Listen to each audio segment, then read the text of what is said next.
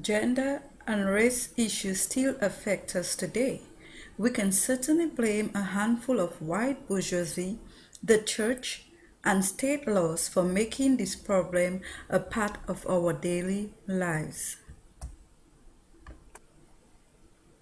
This patriarchal path that dominated our lives for centuries refused to acknowledge women's input of views, furthermore encouraging race inequalities in society.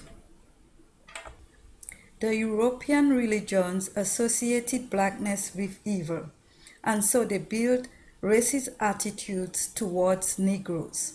An ex-slave, Frederick Douglass, confirms in his autobiography that religion was used to justify enslavement.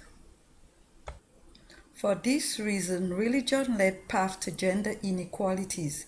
The Puritans agreed that the church should be guided by laws of the state. In marriage law, only the male could acquire wealth.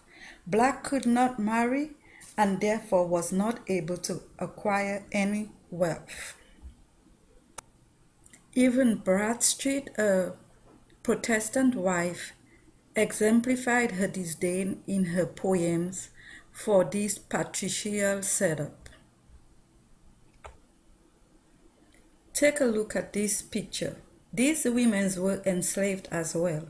Though we cannot compare it with slavery, the owners of the factory placed these workers in poor living conditions where they worked for very little pay. Women were slaves where they worked in the fields and as servants. At one point in the 17th century, blacks were able to own property, but by the end of the 17th century, it was illegal for them to own property. During the 18th century, all their possessions were confiscated.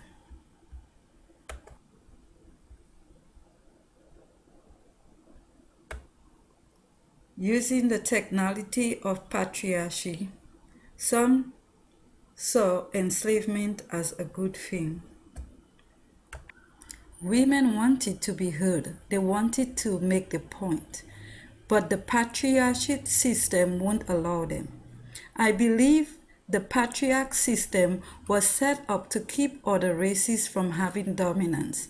Since women were considered weak, it made sense that the male used the patriarchy to dominate women and exclude Negroes. During the Reconstruction period, some efforts were made to educate slaves, and some women were able to vote. Women even held legislative positions. Yes, the 20th century was about change and progress, especially as business was able to get done in a much efficient style. Consequently, smaller businesses were consolidated to be owned by much large corporations. This made it even worse for females to survive and blacks. It is impossible since just a few white businessmen still dominate the economy.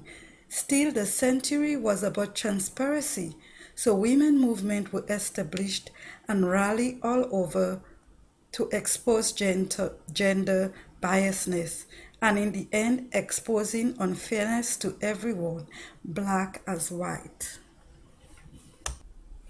Yes, influential white males encourage gender, race, and class inequality throughout society. Yes, things really began to change for women. Now women were granted a 40-hour work schedule by Irish Catholic Al Smith. New types of family structure surfaced.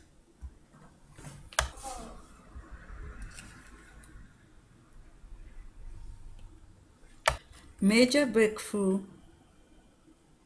happened under the hands of corporate power. All women, black as white, are victims of predominant male influence. Oh God. After 72 years of struggle, women receive the right to vote.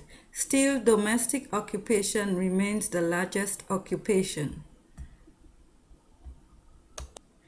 Now women are becoming leaders. There are much more opportunities for blacks. And everything is about equality because the political system is based on transparency. And now the mixing of cultures encourage hybridity in families.